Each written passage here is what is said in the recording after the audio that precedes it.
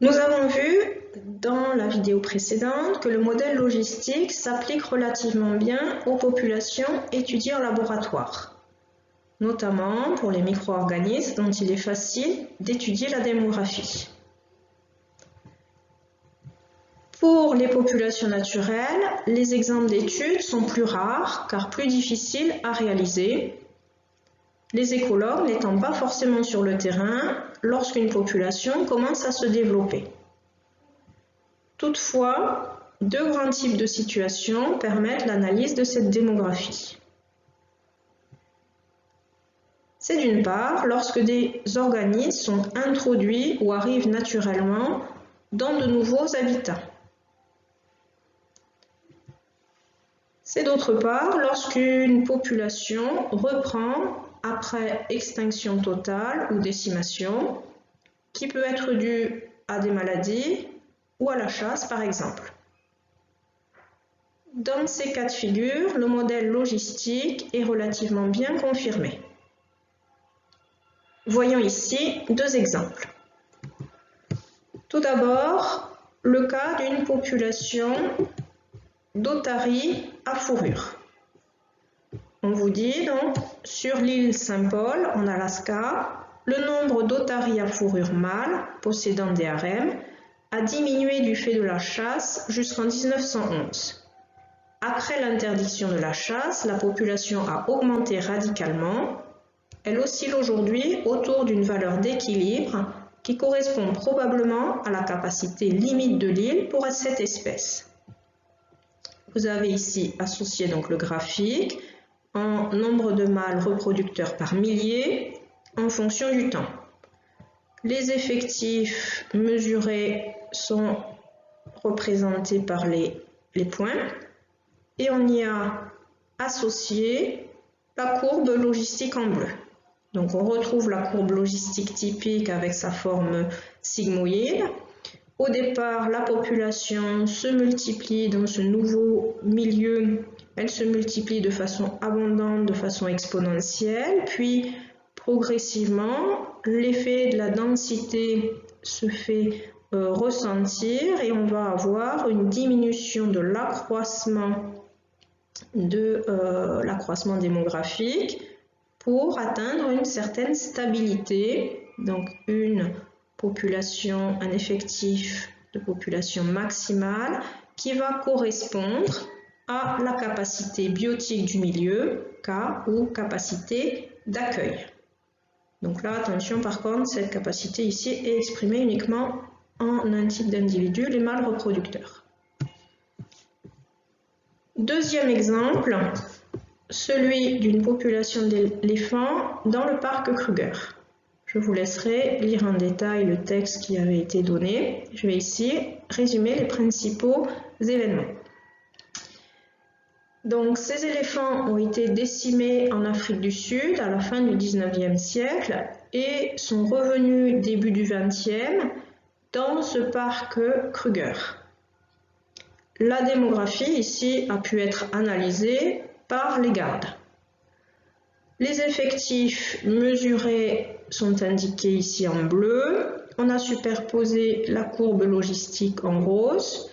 Donc on voit ici que vers les années 2000, on obtient une population qui stagne. On retrouve ici donc notre notion de capacité biotique du milieu, K, donc qui est en l'occurrence de 7000 à 7500. Donc on considère ici que c'est la taille de population qui doit être conservée afin de maintenir l'écosystème dans un bon état. La population d'éléphants ne doit pas excéder cette valeur sous peine de surexploiter le milieu et de perturber cet écosystème. On comprend ici l'intérêt des études démographiques pour la gestion dans les parcs. Donc, dans ces deux exemples, les courbes démographiques naturelles se superposent relativement bien à la courbe logistique théorique. Mais dans certains cas, avant d'atteindre cette capacité biotique K, il existe des fluctuations. Voyons donc ces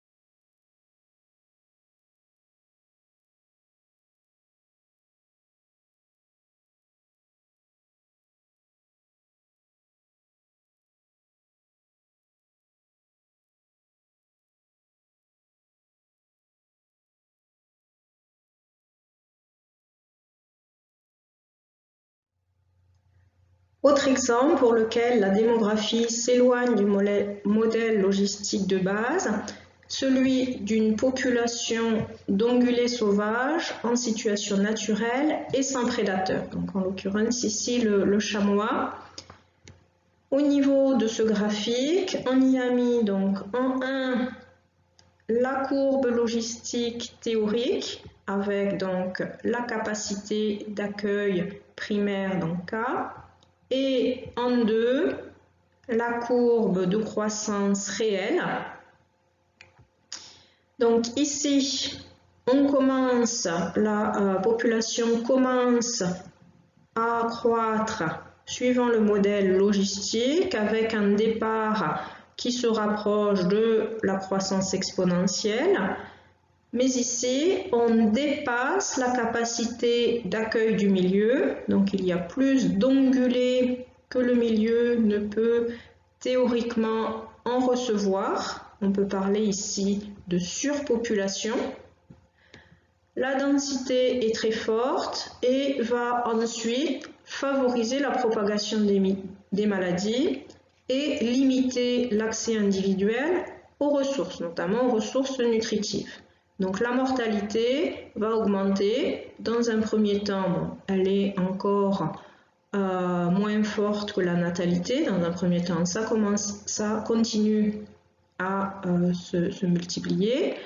La population croît, mais ensuite on assiste à un fort déclin. La natalité va chuter fortement et la mortalité va augmenter encore. Donc la population décroît et ceci de façon très importante. Donc on va aller en deçà de la capacité biotique initiale, la capacité primaire, pour ensuite osciller et tendre vers une deuxième capacité d'accueil qu'on qualifiera de capacité d'accueil secondaire, qu'on pourrait qualifier de K'.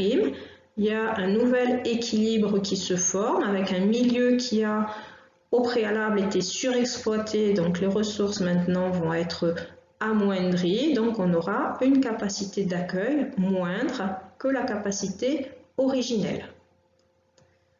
Pour la gestion des populations, ici on a représenté la population minimum viable, c'est-à-dire la quantité minimale d'individus nécessaire pour garder suffisamment de diversité génétique dans la population.